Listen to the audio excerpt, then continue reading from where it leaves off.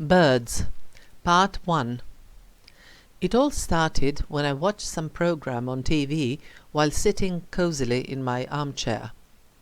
It was about a project that helped successfully increase the number of griffon vultures in the Uvac River Canyon in West Serbia from 2 to 3 pairs to as many as 8 pairs within a period of only 1 year. I was really impressed. I live in a country that has been trying for decades to go back to some level people say it used to have, or even more ambitiously, to reach some high level which the entire nation feels entitled to. And this has been the case for a long number of years, with no significant results. And then, all of a sudden, comes a project which manages to achieve a result that is almost 400% better than the initial state. Imagine this were an economic parameter. What a miracle it would be. On the other hand, the number of griffon vultures in some god-forsaken canyon seems like a completely irrelevant thing for most of the people, and this is not something that is put on the front pages of newspapers or in breaking news, but rather it is modestly used as a reason to make some nature program for TV which fills in a slot between news on the activities of some already forgotten politician or some already forgotten football game. Another important element in this story is that a couple of years before the moment I'm talking about, I traveled around Peru, and while there I went to the Colca Canyon in order to see condors, which is one of the tourist attractions of southern Peru.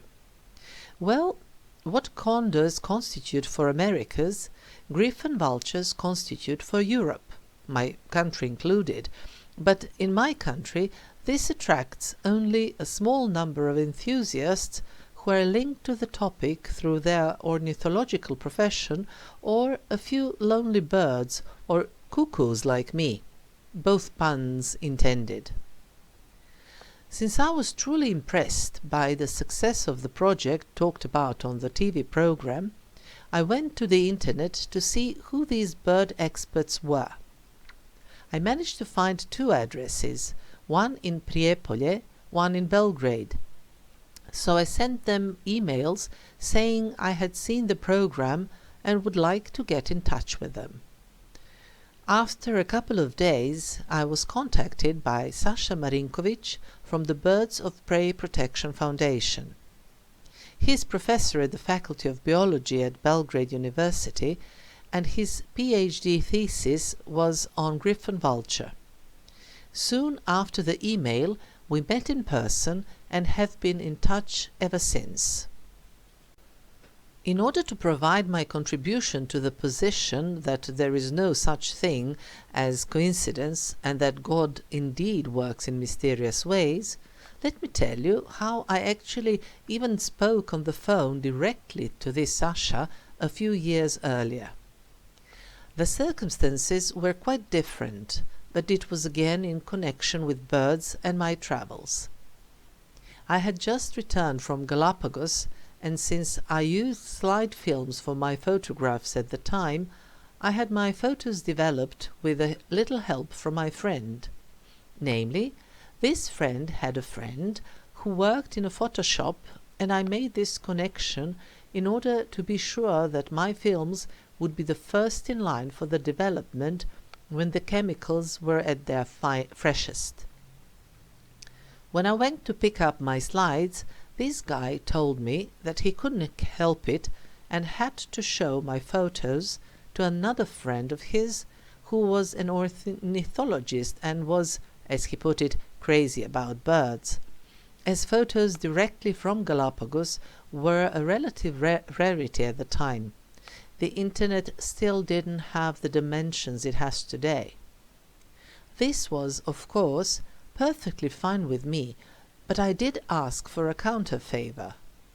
So we rang this guy who was crazy about birds, and I asked him about the proper name in Serbian for a particular bird species, and then Sasha Marinkovic, because it was him, told me that these beautiful birds were called blune, meaning boobies.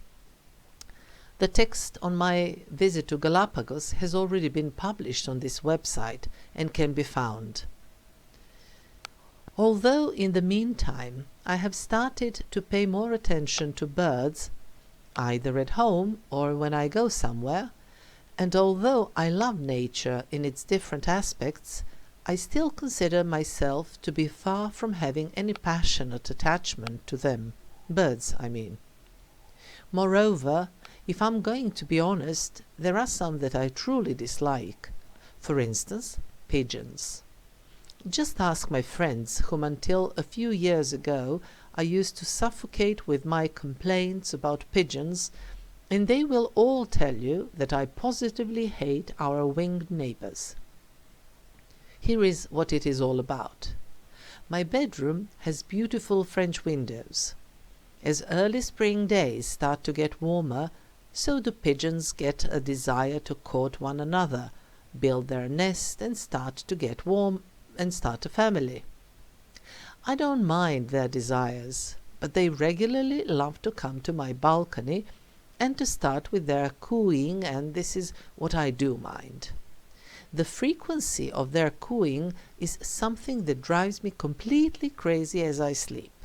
So much so that I wake up instantaneously in a state of hysteria.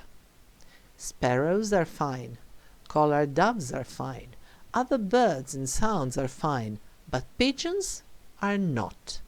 They annoy me to such a degree that even when I'm half asleep, I can differentiate between the sound of wings as pigeons land and take off. At first, I regularly and consistently jumped out of my bed and waved them off. I hoped, in vain, that they would realize there was a completely mad woman there who continuously chased them away. No, they didn't. I tried to comfort and calm myself by saying that my balcony probably oozed some special good energy, and that it was this that attracted them. No, that didn't help either. Then I moved to some more drastic measures, some of which entailed a serious war against pigeons, in which I wasn't too selective about the means. Nothing I did helped, until the situation in the environment changed. Some new birds started to fly around the building in which I live.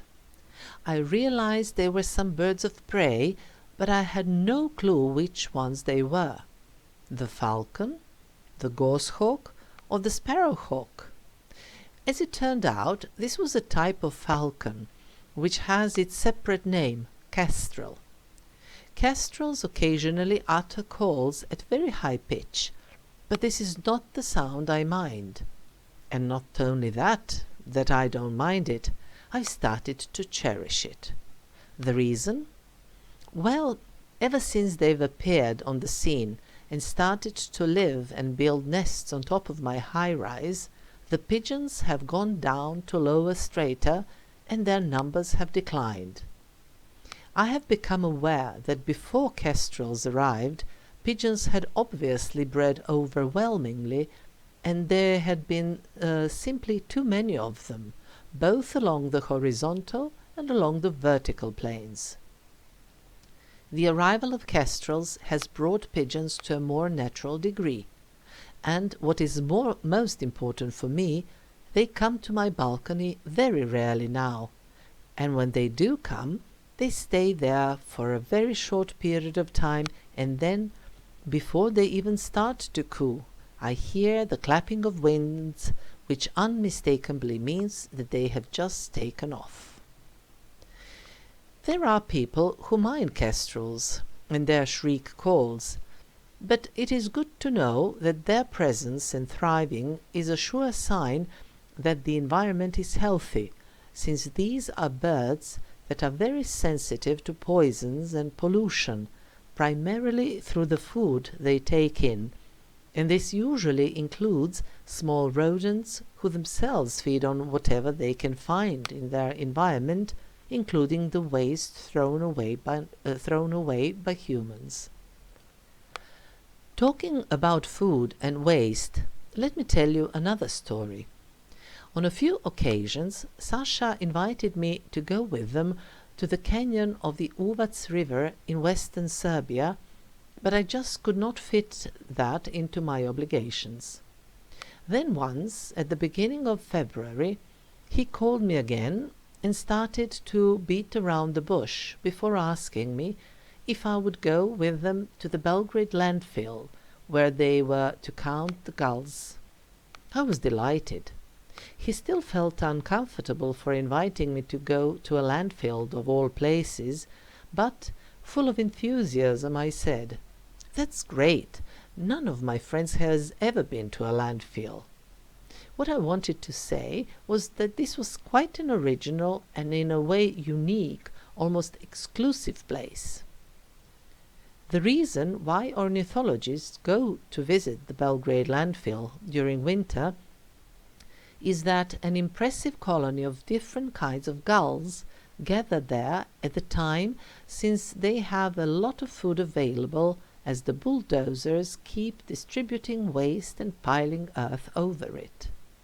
Of course, since there is an enormous number of birds there, the ornithologists don't count them one by one, especially as the gulls are not static, but keep on flying up and around, going to the next lot, and so on.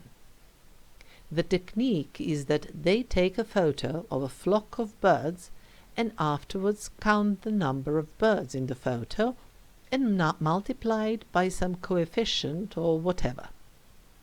One of the employees of the landfill who accompanied us and took us from one place to another told us we were very lucky to go there in February, when the temperature was below zero. The earth was thus mostly frozen, and it also meant there was no mud. In addition, the low temperature reduced the presence and proliferation of smells that are unavoidable at such a location. All in all, the visit was very successful, and to this very day I keep being happy that I was in such a special place. With the reduction in the number of pigeons in my surroundings, and here I'm talking about rock pigeons or feral pigeons, another good thing happened, which was that in the area where I live, a pair of common wood pigeons started to appear. They may have been there before, but in the past I had no interest in any kind of pigeons whatsoever.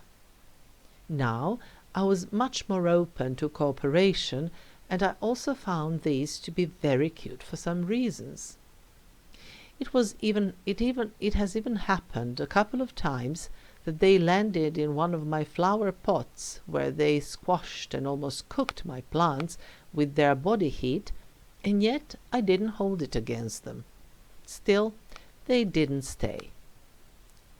Over time, I started to pay more attention to the nature that does surround the pile of concrete I live in, and this has been followed by encounters of different kind. A couple of years ago, in December, that was rather mild and warm for that time of the year, I was sitting at my computer desk, that is by a window, when all of a sudden I noticed something that was slowly descending on the other side of the glass. I looked a little better, and then I saw a spider. And this was quite a big spider in comparison to the ones that I may come across at my flat from time to time. I realized it was coming down its own thread, and that it was creating a web. The spider in question was a rather beautiful European garden spider or cross spider. In the next couple of days I monitored it intensely and was impressed by the beauty of the delicate web it had created. I even tried to steer a fly that came to my room from the balcony into the spider's web in order to, so to speak, feed my guest, but the fly was cunning and managed to avoid all the traps. I actually like the idea of having my personal spider, something like a pet spider, but spontaneously. Still, that warm period in December soon came to its end, and I have never seen that spider since. Somehow I prefer to imagine it has gone farther along its life's path than to think it simply froze to death.